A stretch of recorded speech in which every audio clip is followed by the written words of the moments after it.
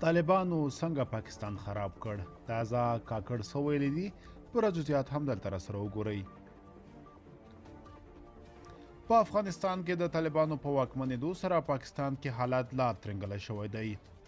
د پاکستان سرپرست صدر اعظم وایي په افغانستان کې واک ته د طالبانو له رسېدو وروسته په پاکستان کې حالات د ښه کېدو پر ځای لا ترنګلی شوی دی. د پاکستان سرپرست صدر اعظم انور الحق کاکړ یو ځل بیا واک ته د طالبانو له رسېدو وروسته په پاکستان کې د وضعیت د خرابېدو په اړه څرګندونې کړې دي.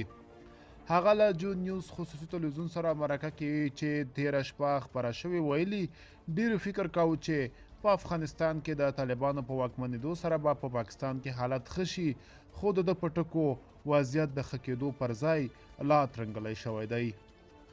هغه د دې ناامنۍ لامل په بیړه له افغانستان د امریکایي او ناټو ځواکونو وتل او بېلابېلو ډلو ته له هغوی د پاتې شویو وسلو په لاس ورتلل بولي.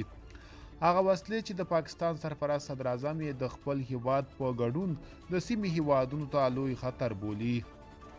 نوموړي زیاته کړه هغه جنګي تجهیزات چې د امریکا او متحدینو له وتلو وروسته بې مدیریته پاتې شول چې په هغې کې شپنۍ دوربینونه او وسلې دي، دا نه یوازې د پاکستان بلکې د ټولې سیمې لپاره په راتلونکي کې د چین، منځني اسیا او ایران لپاره هم خطر دی.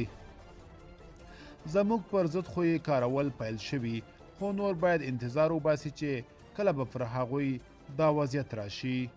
د طالبان د حکومت تر اوسه د پاکستان د سرپرست صدر اعظم د څرګندونو په اړه څه نه دي ویلي، خو وړاندې یوه اعلامیه کې له افغانستانه د وسلو د قاچاق او ترهګرو ډلو ته یې په لاس ورتلل رد کړي دي.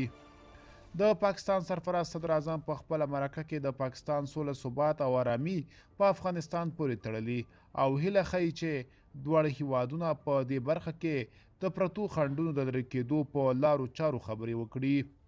انور الحق کاکړ تېره پنجشنبې په ورځ هم خبري کنفرانس کې ادعا کړې وه چې له افغانستانه د امریکا له وتلو وروسته په دې هیواد کې پاتې شوي پوځي تجهیزات د ترهګرو ډلو د مجهز کېدو لامل ګرځېدلي دي.